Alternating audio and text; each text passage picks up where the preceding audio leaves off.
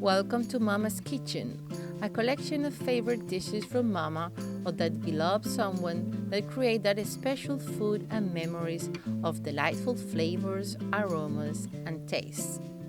These are the dishes of our community. Well, I'm originally from California. I've been a New Yorker for 2 years now. And my dad is Salvadorian, my mom is Mexican. And it was great.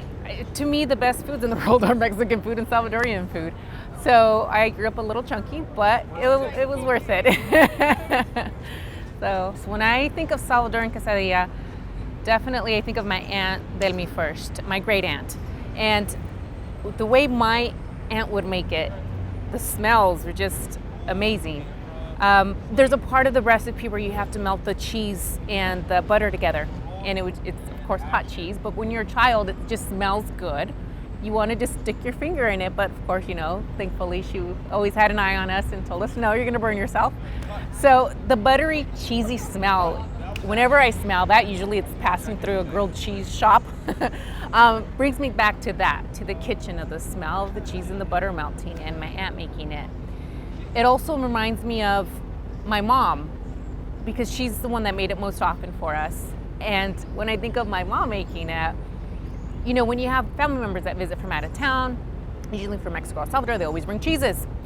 Queso duro from El Salvador, or the crema, which is Salvadorian crema, which is sour cream. We would eat it, of course, with our meals, but sometimes a lot would be left over and start to go bad, which sounds terrible.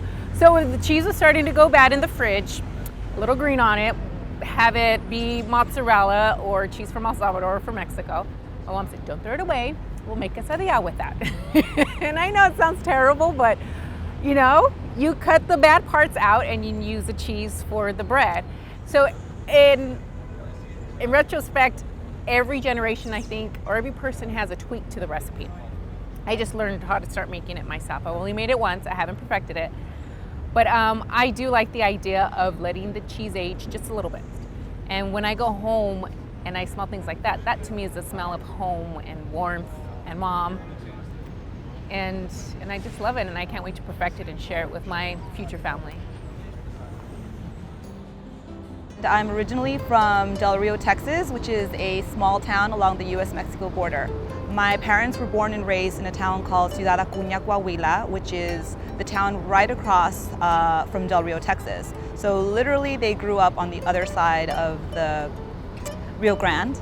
And when they were married, they moved to the U.S., and my sisters and I were born and raised there. My memories of my mom making the hot chocolate was using this, what to me seemed like a magical little tool when she made the hot chocolate. So she would reach for a little yellow box of chocolate in the cabinet, and in that box were several chunks of chocolate, and I would sometimes try to sneak in a little piece of the chocolate to kind of eat it as a piece of candy. But that's the chocolate that she would use to magically make what to me seemed like magically make the Mexican hot chocolates. She would put a chunk of that chocolate in a pot with milk and over a flame on the stove, and then she would use the molinillo to help dissolve the chocolates. She'd press down on the chocolate, and sometimes I also wanted to be a part of it, so I would get on a chair or stand by her and yo lo quiero hacer, and I would press down on it, and then we would froth like this.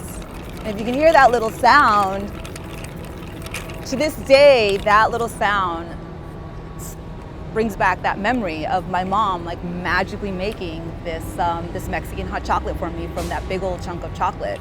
Especially around this time, I would always think about the holidays. I think about being in my mom's kitchen, and this kitchen was always the smallest kitchen that we lived in. Being around the age of, I would say, 14 to 15 years old, it would always be gloomy weather. Hopefully, we were all anticipating the snow to come sooner than later, just because it's always more fun to be in that element. I remember being with my mom, and nobody else would like to be in the kitchen. My dad's a chef, so he cooks on a regular basis. He didn't want to be in the kitchen after work, so my mom would always look for help, and I would only want to help if we were making this one particular dish, and it was a drink, a specialty drink that we always made in the winter time, and it was basically our version of eggnog. It's called coquito. And it's simple, and I think everyone puts their own little twist to it. Dominicans are really not known for making coquito, but it's something that I inherited just by wanting to try how to make it, wanting to learn how to make it. Of course, we weren't able to taste it with any alcohol just yet because we were a little too young at the time, but it was always fun just getting hands-on and being able to work side by side with my mom, because I think two things that we always did well was make the eggnog and making flan. I always think about those two special moments. So I remember going to the supermarket, gathering all the ingredients, making sure that I got the right coconut milk, the right evaporated milk. I remember a couple of times we were changing the recipe, using regular sugar, and I wanted to try something new and use a different recipe, so we used one with condensed milk. And I remember that one's the one that worked out well. And I always wanted to help as much as I can. I opened every can. I made sure when it was the condensed milk, I used to lick the plastic spoon once we were done, because that was my favorite part, was being able to lick the spoon when everything was done. She didn't let me really get too close to the fire because I wasn't really into cooking that much. So she didn't want me to get burned. She didn't want me to get too close to the stove. But I remember just the smile that she had on her face, and being able to share a special moment with me, and cooking side by side.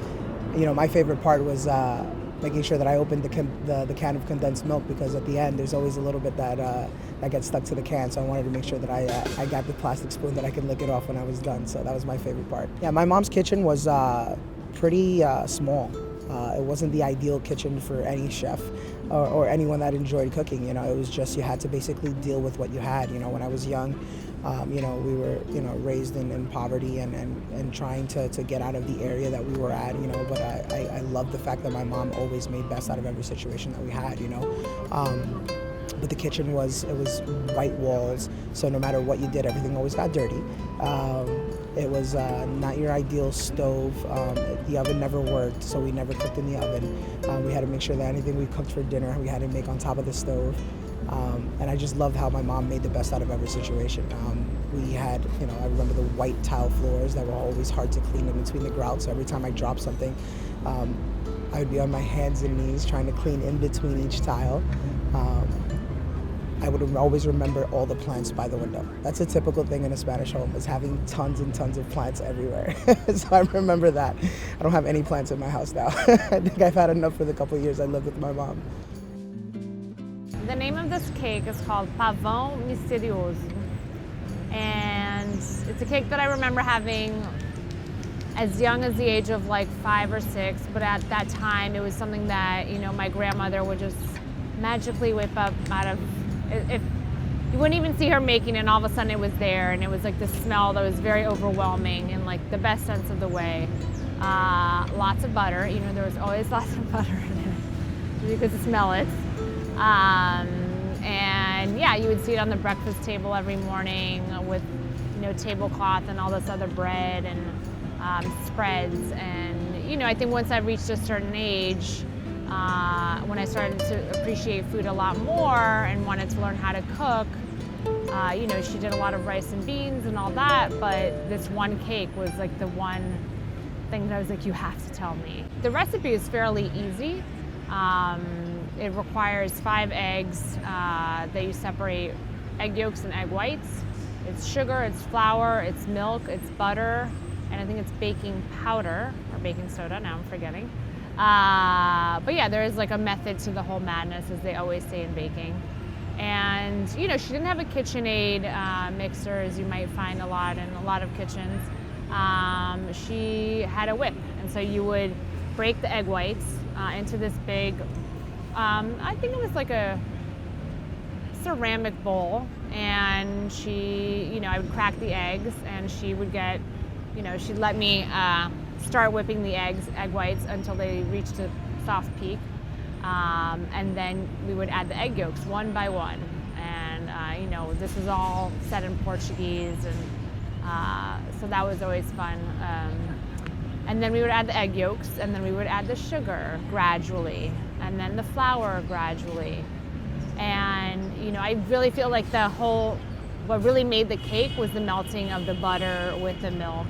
And that always resonated with me. I was like, oh, the finishing touch, the difference between this cake and many other cakes. I don't know. Maybe that's just in my head. And then you would mix it, and then you'd feel this great sense of accomplishment. And you knew that within an hour, everyone would be like, I know there's cake coming out of the oven, I can smell it. So yeah, we would pour the batter into a greased, like bundt pan, you know, it has a hole in the middle, and put it in the oven for about 20 minutes until it got a little bit golden and just, you know, just slightly cooked. And then you turn it down a little bit. And, you know, I think, what would we do as we waited for the cake to come out? I think distracted ourselves in whatever way possible, and maybe had a cafezinho. And we would bring out the cake and then, you know, just sort of flip it over onto a plate or put a plate over it and then just flip it over. And it would come out really nicely, and we'd wait just a minute or two before we served it. And it's a cake that, like, you know, it's great warm, it's great cold, it doesn't really matter. We generally served it with whipped cream and toasted coconut flakes, but honestly, it was so amazing by itself that you didn't even have to do that. And it's very moist, I think we often ate it with our hands, not necessarily a fork, and it just kind of melted in your mouth and kind of made you close your eyes and be like, take a moment and appreciate just all of it. And now whenever I make it, we've actually used the recipe at Comodo and Colonial Verde for some of our brunch items, use it as sort of a base, and people are really impressed. We've added quinoa to it, and it stayed true, you know. It's something that learning those little things that your grandmother or any family member can teach you is just a life lesson, you know. And I hope to teach many people this recipe, and yeah, definitely makes me happy. Definitely a good one.